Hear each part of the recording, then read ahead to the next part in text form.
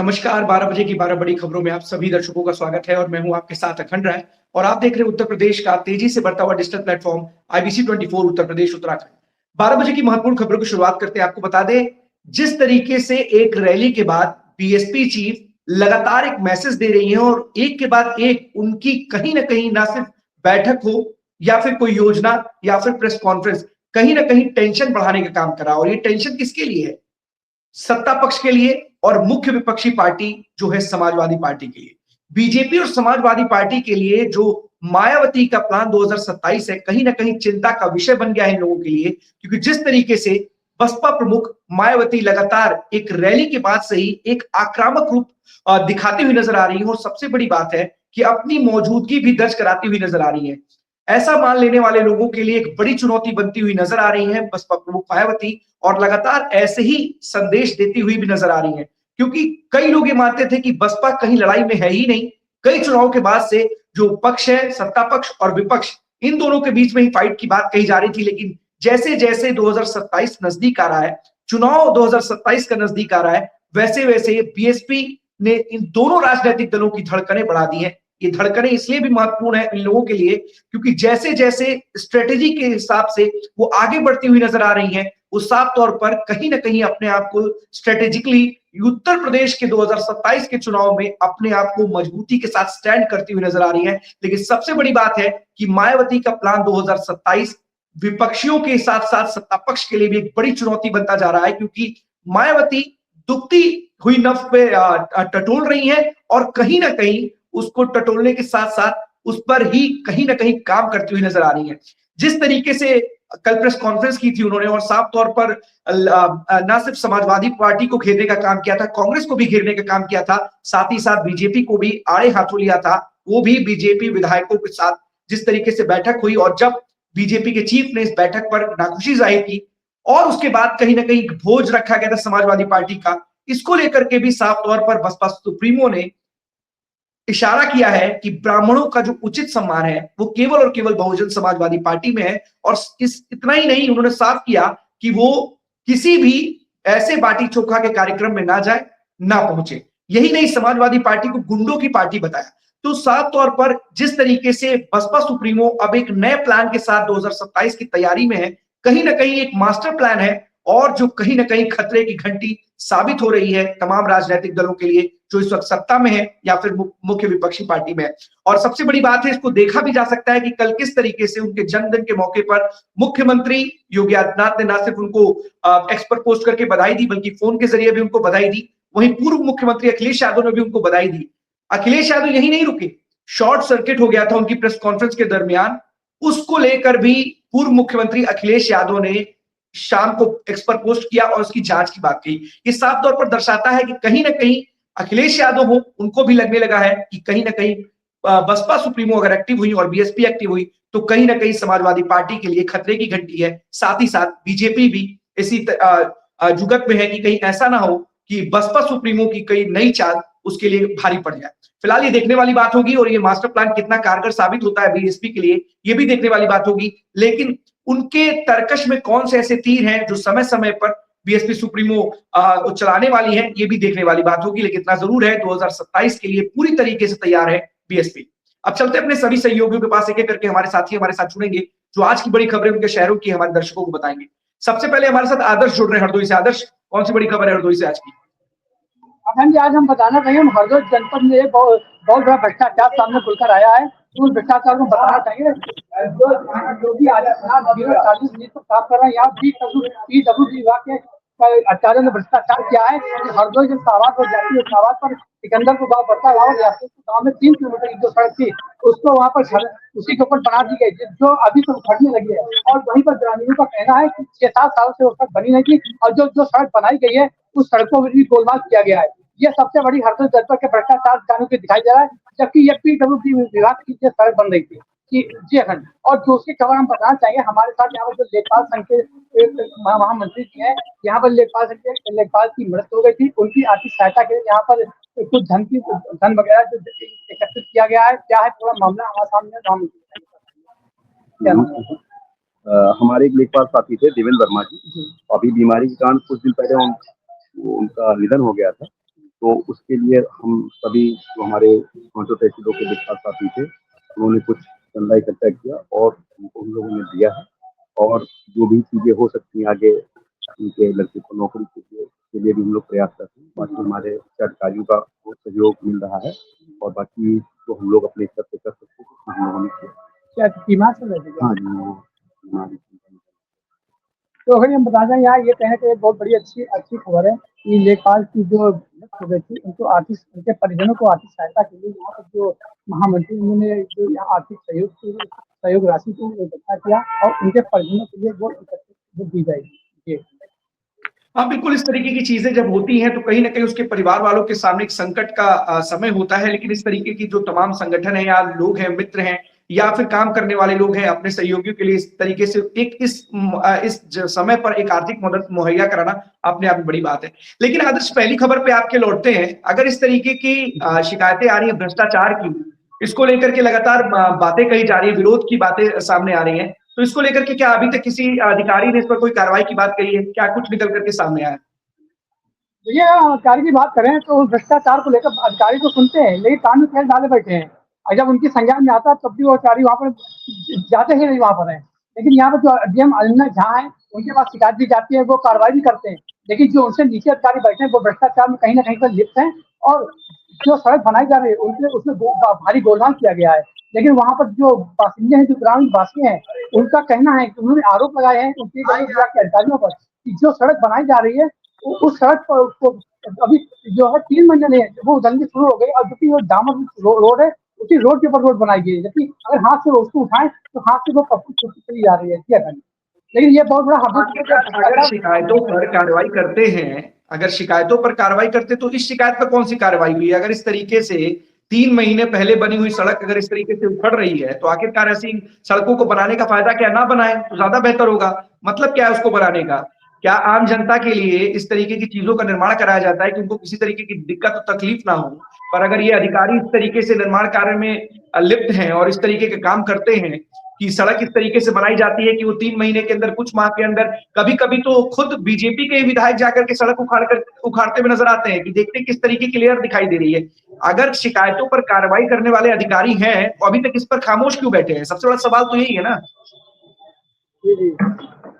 तो अगर हम यही बताना चाह रहे हैं कि जो अधिकारी इसमें लिप्त हैं उन पर यहाँ पर जिलाधिकारी उन पर कड़ा और ऐसे अधिकारियों को सस्पेंड कर देना चाहिए जो अधिकारी इन भ्रष्टाचार में लिप्त हैं। और देखिए, सस्पेंड तो बहुत सारी चीजों पर होते हैं, सस्पेंड कर देना चाहिए, कड़ी कार्रवाई करनी चाहिए, लेकिन जो उस तरीके की फर्म है जिनके पास इस तरीके कार्य का निर्माण का जिम्मा होता है, सड़कों के निर्माण का जिम्मा होता है, उसकी भी तो अपनी जवाबदेही है। उसके खिलाफ कोई कार्रवाई की, अधिकारियों के खिलाफ कार्रवाई नहीं की, तो क्या उन जो सड़क जिसने बनाई थी, आज की डेट में कहा जाता है कि सड़क का एक पैमाना होता है, कम से कम इतने दिन चलनी चाहिए थी, सिक्योरिटी डिपॉजिट कराई जाती है इन ठेकेदारों से। लेकिन सबसे बड़ी बात है कि अगर इस तरीके की स्थितियां बन करके सामने आ रही हैं और शिकायतें मिल रही हैं, तो शिकायतों पर कार्रवाई क्या हुई? ना अधिकारियों पर कार्रवाई हुई, ना उस फर्म के खिलाफ कार्रवाई हुई। तो आखिरकार शिकायतों का मतलब क्या? फिर शिकायत करने से कोई फायदा भी है?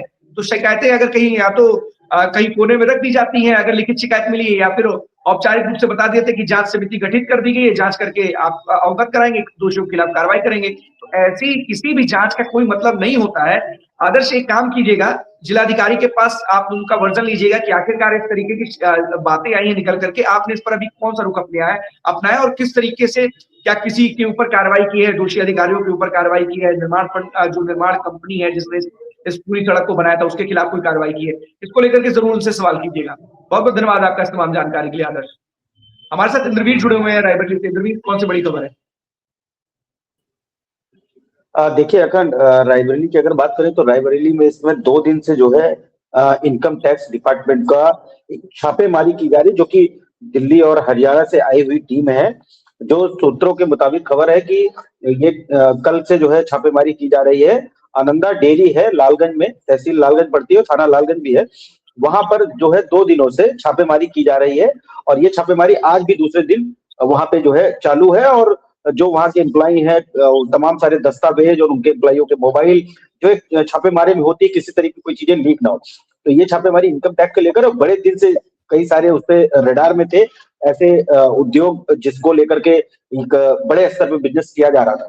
तो रायबरेली में अगर बात करें तो आनंदा डेयरी है लालगंज में, थाना लालगंज, और थाना लालगंज के जस्ट अपोजिट है। तो ये बड़ी डेयरी है और वहां पर जो है छापेमारी दिल्ली और हरियाणा की जो इनकम टैक्स की टीमें हैं वो लगातार कर रही है। और सूत्रों के हवाले से खबर है कि ये छापेमारी 3 दिन तक चलेगी, क्योंकि बड़े स्तर पर ये डेयरी है वहां पे। जी इंद्र, किस तरीके की शिकायतें मिली हैं? क्या कोई टैक्स चोरी की बात निकल करके सामने आई है या किसी तरीके कोई घपले की बात सामने आई है? क्योंकि अगर आप बता रहे हैं कि 3 दिनों की पूरी छापेमारी की जाएगी, तो आखिरकार इसके पीछे इनकम क्या है? टैक्स की बिल्कुल, जो है इसमें जानकारी आ रही निकल के कि इनकम टैक्स, बिल्कुल इनकम टैक्स की जो है इसमें चोरी की बात आ रही कि इनकम टैक्स लगातार जो है जिस तरीके से उस तरीके नहीं जा रहा था जिस तरीके जाना चाहिए था। तो इनकम टैक्स को लेकर के ये छापेमारी, और कई सालों का चिट्ठा जो है ये सुनने में आ रहा है, कई सालों का चिट्ठा इनका खुलने जा रहा है और इसके बाद मीडिया के सामने भी रखा जाएगा। अब चूंकि जो टीमें हैं वो 2 दिन से सक्रिय है और ऐसा है कि कल तक शायद सक्रिय रहेंगी। और बड़े स्तर पर ये छापेमारी लालगंज में आनंदा डेयरी है, वहां से जो गाड़ियों के रजिस्ट्रेशन है, चूंकि ये उनके जो पाए हैं हरियाणा और दिल्ली की जो गाड़ियां हैं वहां के रजिस्ट्रेशन है। और इस तरीके की छापेमारी, सूत्रों का दावा है कि इनकम टैक्स के हेरा फेरी की आशंका में ये छापेमारी की जा रही है। हाँ, बिल्कुल, इस तरीके के कई मामले आते हैं और जहां तक इनकम टैक्स विभाग है ऐसे लोगों पर निगरानी रखता है और इसी निगरानी के तहत कहीं ना कहीं एक ये छापेमारी है। और छापेमारी के बाद जो 3 दिनों तक, जैसा कि इंद्रजीत बता रहे हैं कि ये जांच पड़ताल की जाएगी और बहुत सारी चीजें मीडिया के सामने रखी जाएंगी। किस तरीके का ये पूरा मामला है, कौन सी चोरी की जा रही है, किस तरीके की हेरा फेरी की जा रही है, क्या बातें हैं, ये तो आने वाला वक्त ही बताएगा। इंद्रजीत, लेकिन एक सवाल और है रायबरेली के लिए, क्योंकि जिस तरीके से ठंड है, क्योंकि एक समय लग रहा था कि ठंड 1 हफ्ते से खत्म हो जा रही थी, लेकिन एक बार फिर से ठंड ने कमबैक किया है और कई इलाकों में ठंड का जो कहर है वो देखने को मिल रहा है। और रायबरेली के लिए भी ऐसी बात है कि वहां का भी न्यूनतम तापमान, कानपुर और रायबरेली का न्यूनतम तापमान बहुत कम हो गया। वहां भी लोगों को अच्छी खासी दिक्कतों का सामना करना पड़ रहा है। आज का मौसम क्या है वहां पर? देखिए आज का मौसम एकदम जैसे रोजाना अभी 3-4 दिन से मौसम बना हुआ है, धूप खिली हुई है और ठीक ठाक जो है मतलब धूप है। और मौसम अगर बात करें तो टेम्परेचर की, तो टेम्परेचर भी ठीक ठाक ही है। अभी रात में टेम्परेचर जो है वो थोड़ा सा गिरता है। अगर अभी की बात करें तो अभी 19 डिग्री सेल्सियस तापमान है, तो ठीक है तापमान। तो उस हिसाब से मौसम सुहाना मौसम है। और जैसा आपने बताया कि और भी जगह धूप और ये सब, तो वो उसको लेकर के जो मौसम का माहौल है वो अभी दिन में तो ठीक रहता है, लेकिन शाम 4 बजे के बाद से सर्दी बढ़ना शुरू हो जाती है, टेम्परेचर भी गिरना, रात में टेम्परेचर ज्यादा गिर जाता है। तो वो अभी फिलहाल सुहाना मौसम कह सकते हैं कि रायबरेली में सुहाना मौसम बना हुआ है। और सबसे बड़ी बात यह है कि आज रायबरेली के आईजी रेंज रायबरेली में विजिट दौरा भी लगा हुआ है। और विजिट दौरा करने के पहले जो है रायबरेली पुलिस ने एक लिस्ट जारी करी है और उस लिस्ट में सबसे बड़ा नाम मैं आपको बता दूं, करहिया चौकी इंचार्ज जो अभी पुलिस लाइन भेजे गए थे 2 दिन पहले, उनको चुरवा बॉर्डर पड़ता है, आप भी जानते हैं, उनको वहां का चौकी इंचार्ज बनाया गया है। नाम तो कई सारे हैं, उसमें आरक्षी हैं और उप निरीक्षक हैं 2-3, लेकिन जो उसमें उप निरीक्षक नितिन कुमार हैं, इनको पुलिस लाइन भेजा गया था। पुलिस लाइन से इनको चुरवा जो बॉर्डर है रायबरेली और लखनऊ का, इनको जो है वो वहां का चौकी इंचार्ज बना दिया गया है नितिन कुमार को। और चुरवा में इससे पहले जो सचिन शर्मा एसआई थे, इनको उठा करके थाना बछरावा अटैच किया गया। तो एक उसके पहले आईजी रेंज के पहले आने के चंद कदम पहले, मतलब 12:30 बजे उनका दौरा है रायबरेली का। 12:30 से शाम तक आज वो आईजी रेंज रायबरेली रहेंगे और तमाम सारी उनकी अपनी जो पुलिस की गतिविधियां उस पर निरीक्षण करेंगे, तमाम सारी बैठक करेंगे। इसके पहले ही ये लिस्ट जारी हुई है। अब इस लिस्ट का मतलब सूत्रों के हवाले से खबर और आ रही है कि इसके 2 लोगों को इसमें इसके पहले रायबरेली पुलिस ने 2 लोगों को शायद सस्पेंड किया है, लेकिन अब अभी सूत्रों का ऐसा कहना है कोई लिस्ट रायबरेली पुलिस मीडिया की तरफ से जारी हुई, जो लिस्ट जारी हुई है उसमें 3 उप निरीक्षक और बात करें तो 3 उप निरीक्षक हैं और 7 लगभग जो है 1 2 3 4 उप निरीक्षक है और 6 जो है कांस्टेबल है। तो ये लिस्ट आई है और ये आईजी के आने के पहले लिस्ट है। अब कल भी आ सकती थी, क्यों है क्या है, इस पे हम भी और तमाम सारी मीडिया और जो हमारे सूत्र हैं वो बात करेंगे कि आखिर ये इतनी जल्दबाजी में क्यों। क्योंकि 2 दिन पहले एक बड़े संगठन ने धरना प्रदर्शन किया, उसके बाद इनको जो है हटाया गया, हटाने के बाद ही 2 दिन बाद चार्ज दे दिया गया। तो क्या खाना पूर्ति थी या फिर उस खाना पूर्ति जो धरना हुआ, जो मारपीट का बात आ रही थी, क्या उसमें वो मारपीट नहीं समझ में आई या जांच हो गई पूरी तरीके, क्या था, तमाम सारे पहलुओं पर बात होगी और उनपे हम अपने दर्शकों तक पहुंचाएंगे। जी हाँ बिल्कुल, इस तमाम चीजों पर जो भी निकल करके अपडेट आया हमारे दर्शकों को जरूर बताएगा। बहुत बहुत धन्यवाद आपका इंटरव्यू इस तमाम जानकारी के लिए। शुक्रिया। जितेंद्र हमारे साथ बने हुए बस्ती से। जितेंद्र, कौन सी बड़ी खबर है बस्ती से? बिल्कुल अखंड, जैसे बीते दिनों मैंने बताया था कि जिस तरीके से बस्ती के केजीएमयू का मेडिकल कॉलेज से और आगरा और बस्ती के तार के जुड़ने की बात कही थी, लेकिन अखंड कहीं ना कहीं बात की जाए इसमें मैंने पड़ताल की। लोग जिस तरीके से अपडेट की बात आई थी, किसी ने अपडेट दिया था क्या पूरे मामले में है। फिलहाल महर्षि वशिष्ठ मेडिकल कॉलेज में वहां गए, वहां जाने के बाद मैंने वहां के प्रिंसिपल से बात की, उनसे पूछा गया इस मामले में, तो उन्होंने साफ कहा है कि यहाँ पे हर जगह पे कैमरे लगे हुए हैं, हर तरीके से किसी तरह से बाहरी कोई व्यक्ति यहाँ पे आ जा नहीं सकता है। अगर कोई आता है तो उसकी एंट्री की जाती है। फिलहाल अखंड एक चीज साफ देखा गया कि जिस तरीके से केजीएमयू के मामले में आगरा और बस्ती के तार दोनों में जुड़े हुए दिख रहे हैं, लेकिन कहीं ना कहीं उनका धुआं बस्ती से भी उड़ता हुआ दिखाई पड़ रहा है। तो स्वाभाविक बात है यूपी के एसटीएफ की टीम ने इस मामले में पूरी कमान संभाल रखी है, लेकिन कहीं ना कहीं जो अधिकारी है वो ऑफिशियल तौर पर कुछ कह भी नहीं सकते, क्योंकि मामला एसटीएफ के हाथ में है। मेडिकल कॉलेज के जो प्रिंसिपल है मनोज, जब उनसे बात की गई तो उन्होंने बताया कि कोई आ नहीं जाता, लेकिन उन्होंने अपने बयान में ये जरूर जिक्र कर दिया है। उन्होंने ये कहा है कि अगर कोई छात्र, उनके परिवार वाले अगर बाहर से कोई आता है, अगर बाहर कोई मुलाकात हुई हो तो इस बारे में मुझे नहीं पता। लेकिन अगर सूत्र के हिसाब से अगर बात, तो इस बात की मुझे जानकारी मिली है कि उस मेडिकल कॉलेज के वहां पे जो है कुछ मौलाना वहां पे आए थे। वहां आने के बाद में जो इंटर्नशिप के जो डॉक्टर्स हैं उनसे वहां उनकी मुलाकात हुई है। यहाँ तक अखंड ये भी जानकारी लगी है कि उस कैंपस में वहां पे बकरीद के समय में जो है वहां पे बकरा पार्टी भी की गई है। तो इंटर्नशिप के जो डॉक्टर्स है उनकी मेल जो उनसे बढ़ाया गया, उन लोगों को कुछ तामील दी गई है, कुछ उनको समझाया गया है कि किस तरीके से क्या करना है। लेकिन कहीं ना कहीं ये मामला लखनऊ से निकलने के बाद में बात है, चर्चा का विषय बन गया है। लेकिन जो प्रिंसिपल के द्वारा जो ये बताया गया है कि यहाँ पे अगर कोई बाहर से किसी के कोई परिजन आते हैं, बाहर कोई मुलाकात होती तो उस बारे में मुझे नहीं पता। लेकिन अगर किसी तरह की कोई बात नहीं होती तो शायद इस तरह से जो अभी वहां पे व्यवस्था की गई है चाक चौबंद की, आने जाने वाले लोगों की, गाड़ियां की, यहाँ तक कि एक अगर कोई साइकिल से भी कोई व्यक्ति जाता है तो उससे भी पूछताछ की जाती है, उसको भी वहां पे रजिस्टर मेंटेन करना होता है, तब उसको आगे जाने दिया था। फिलहाल ऐसे कमान संभाली हुई, अब देखना होगा क्या होगा। लेकिन कहीं ना कहीं संदिग्ध के दायरे में बस्ती का महर्षि वशिष्ठ मेडिकल कॉलेज भी नजर आ रहा है। खंड आज सबसे बड़ी बात है कि अगर प्रिंसिपल साहब कह रहे हैं कि कोई घटना घटित ही नहीं हुई, कोई ऐसी बातें हुई ही नहीं, तो आखिरकार इस तरीके की जांच हो क्यों रही है? फिर सबसे बड़ा सवाल तो यही है कि अगर कुछ हुआ ही नहीं है तो जांच किस बात की? यानी मतलब जो जांच हो रही है वो बिना बात की हो रही है, जांच का कोई मायने मतलब नहीं है। क्योंकि यहाँ पर भी जिस तरीके से केजीएमयू प्रकरण के बाद डॉक्टर रमीज के जो डीन से जो रिकॉर्ड है उसको खंगालती हुई नजर आ रही है एसटीएफ। छांगुर बाबा के मामले में किस तरीके से कार्रवाई निकल करके सामने आई वो भी जांच कर रही है। तो यहाँ पर क्या जांच क्या बेमतलब की है? इस जांच का कोई मायने मतलब नहीं है, क्योंकि प्रिंसिपल के हिसाब से तो इस जांच में कुछ हुआ ही नहीं, कुछ हुआ ही नहीं वहां पर। बिल्कुल अखंड, अगर एसटीएफ की जांच में ये क्लियर हो सकता है कि बस्ती और आगरा इसके तार पे हैं, इनके दरबार मसीह में मिल रहे हैं, तो स्वाभाविक बात है कहीं ना कहीं एसटीएफ की जो बातें हैं या कह सकते हैं कि उनकी जांच को कहीं ना कहीं बस्ती के जो प्रिंसिपल जो मनोज है महर्षि वशिष्ठ मेडिकल कॉलेज के, वो साहब इसको नजरअंदाज करते हुए नजर आ रहे हैं। स्वाभाविक बात है अगर उनका कहना है कि बस्ती में ऐसा कुछ नहीं है, यहाँ पे किस तरह की कोई बात ही नहीं है, तो ये कहाँ से ये आ गया कि किस तरीके से एसटीएफ को ये जानकारी मिली? तो स्वाभाविक बात है कहीं ना कहीं जो प्रिंसिपल है वो उन्होंने ये भी कहा कि मैं पिछले 5-7 साल से यहाँ पे हूँ, अभी तक ऐसी कोई चीजें देखने को नहीं मिली। अगर देखने को नहीं मिला तो स्वाभाविक बात है ये आपके सामने कहा तो ये चीजें आ गई, और यूपी एसटीएफ की टीम को ये कहाँ से जानकारी मिली? अखंड बिल्कुल, सबसे बड़ी बात यही है। फिलहाल इस देखने वाली बात होगी कि एसटीएफ इस पूरे मामले में किस तरीके से जांच को आगे बढ़ाता है और क्या चीजें निकल करके सामने आती है। क्योंकि अगर प्रिंसिपल कह रहे हैं कि वहां कुछ है ही नहीं और अगर एसटीएफ वहां जांच की बात कर रहा है तो अपने आप में सवाल है कि आखिरकार जो निकल करके आएगा। क्या कुछ कहना चाह रहे बताइए। अखंड बिल्कुल, अगर सूत्रों की माने और स्वाभाविक बात है कि हम लोगों ने जो पड़ताल की, अगर जो सूत्र के साथ एविडेंस तो नहीं है, लेकिन एक चीजें मैं साफ ये भी कह सकता हूँ कि जहां तक इस जानकारी ये भी लगी है कि वहां से कुछ छात्र, मैं नाम तो नहीं क्लियर सकता लेकिन कुछ नाम गिनती में कह सकता हूँ 3 या 4 अप्रोक्सीमेट मान सकता हूँ कोई सूत्र के हिसाब से, ये भी माना गया है कि उनके कमरे तक डिसाइड है किस किस कमरे में किससे मुलाकात हुई है।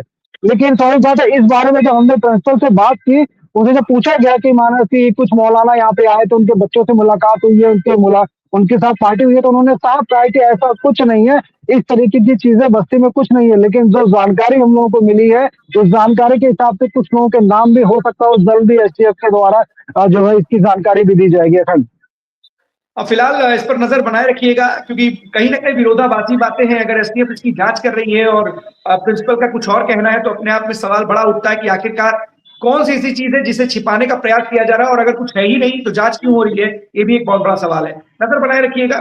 जितेंद्र, अगर कुछ भी अपडेट आएगा हमारे दर्शकों को जरूर बताइएगा। बहुत बहुत धन्यवाद आपका तमाम जानकारी के लिए। हमारे साथ अभिषेक जुड़े हुए हैं। अभिषेक, भदोही से कौन सी बड़ी खबर है?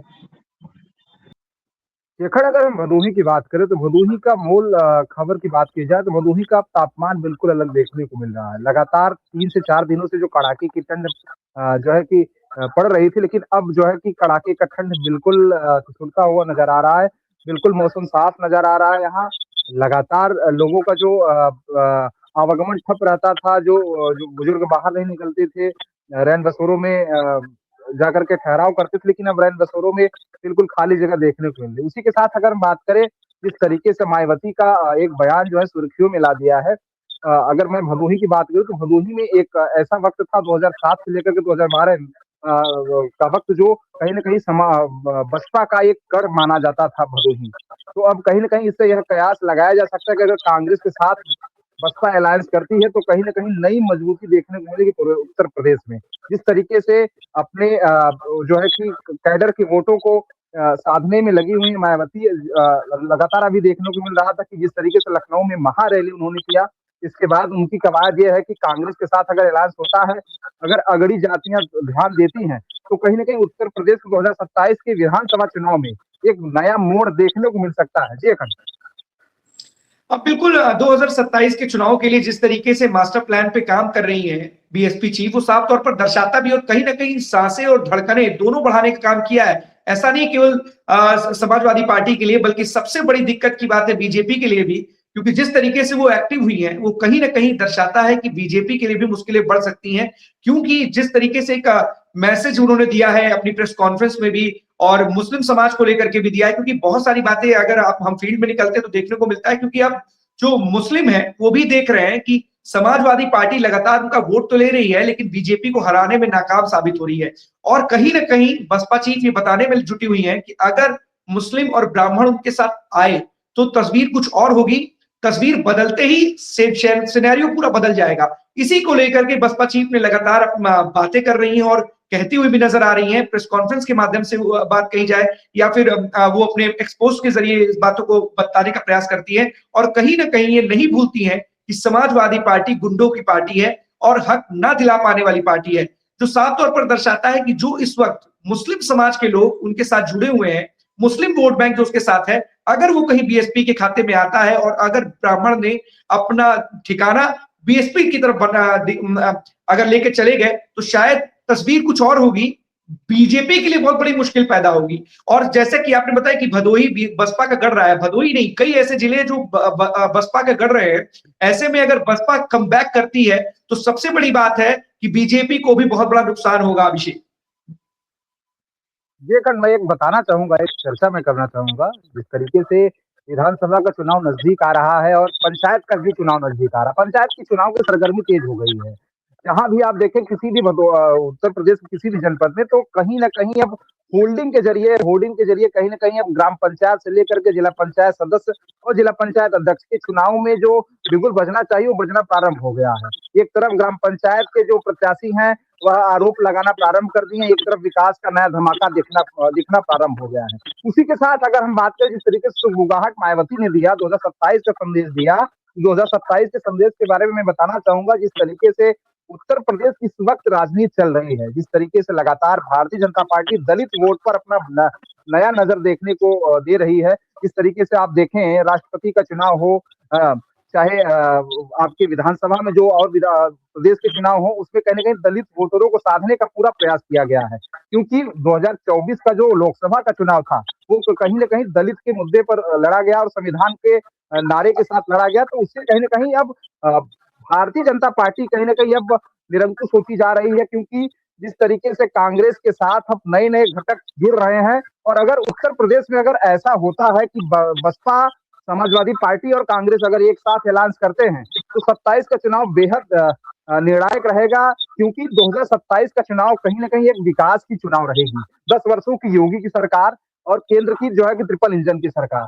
तो कहीं ना कहीं अब जनता में भी एक नई रुझान देखने को मिल रही है। जनता भी जान गई है कि 10 वर्षों में क्या विकास हुआ है। और ट्रिपल इन जो है कि डबल इंजन की सरकार लगातार अपने आप को बताती रहती है, और डबल इंजन की सरकार में आखिरकार खाका बदला है क्या? तो उत्तर प्रदेश के इस बार की विधानसभा के चुनाव में मायावती कहीं न कहीं एक नए अंदाज में देखने को मिलेंगी, क्योंकि मायावती का जो वास्तव में अगर उनका कैडर वोट देखा जाए, तो आज भी उसी तरीके से चल रहा है। 2022 की विधानसभा में अगर वोट रेशियो देखा जाए, तो जितने भी विधानसभा में उन्होंने अपने प्रत्याशी को उतारा, जो दलित वोट का एक रेशियो बताता है, उतने वोट उनके प्रत्याशी को मिले हैं।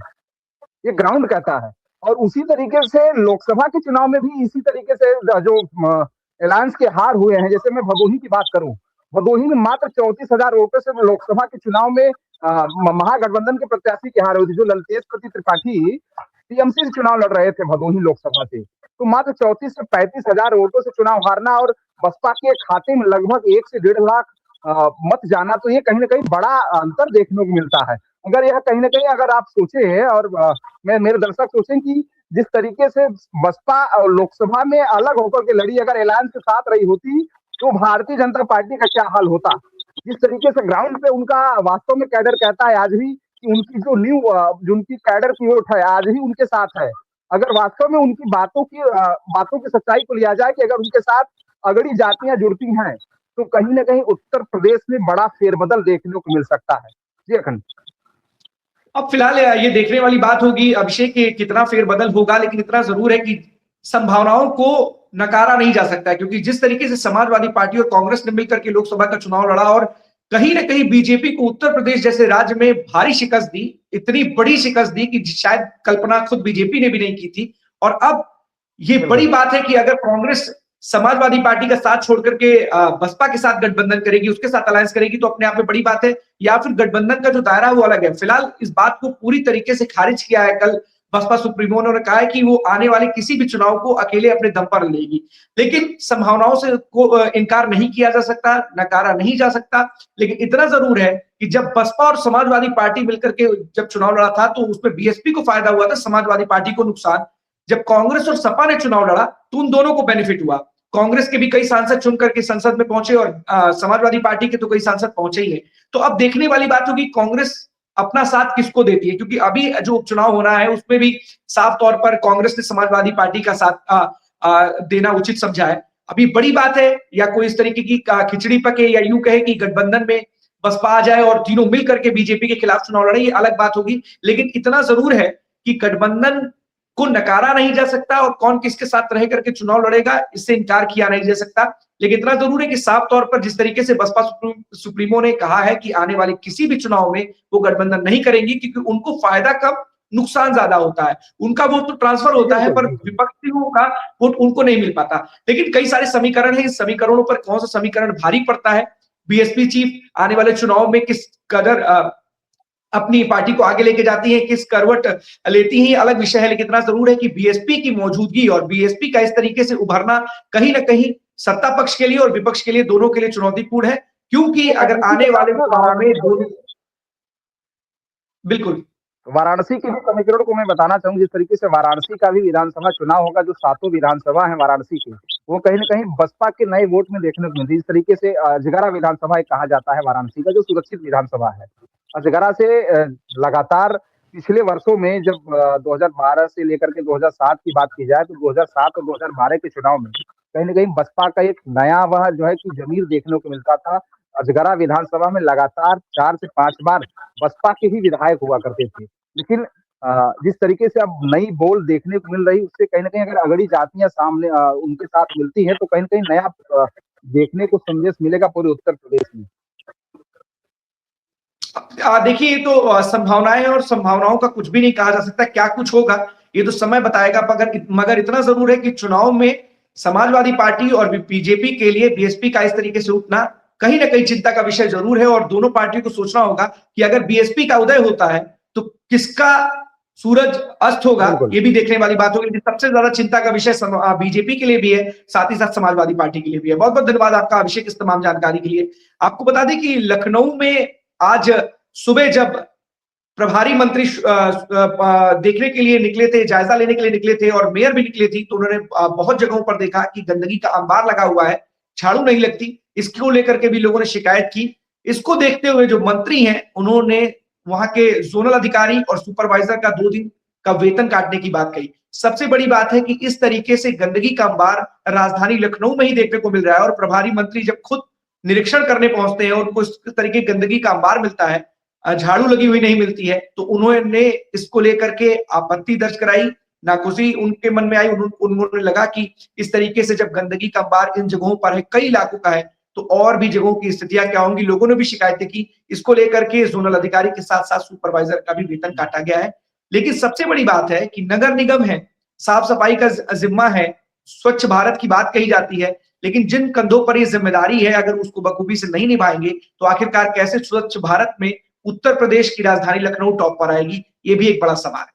लेकिन सबसे बड़ी बात जो निकल करके सामने आ रही है कि बहुत जल्द उत्तर प्रदेश को नए मंत्री मिल सकते हैं और योगी कैबिनेट का विस्तार हो सकता है। मंथन इसके लिए जारी है।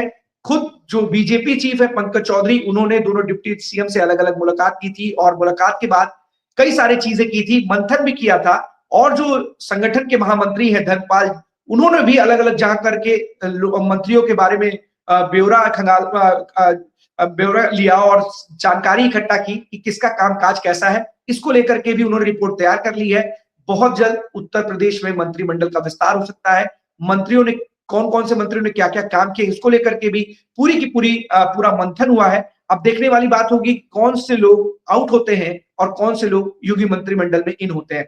बहुत जल्द ये बताया जा रहा है कि बीजेपी के राष्ट्रीय अध्यक्ष के चुनाव होते ही यूपी में कैबिनेट विस्तार होगा। बहुत जल्द इसको लेकर के तस्वीर भी साफ हो जाएगी। तो 12 बजे 12 बड़ी खबरों में आज के लिए बस इतना ही। कल हम आपके सामने फिर से होंगे हाजिर। तब तक के लिए दीजिए हमें इजाजत। धन्यवाद।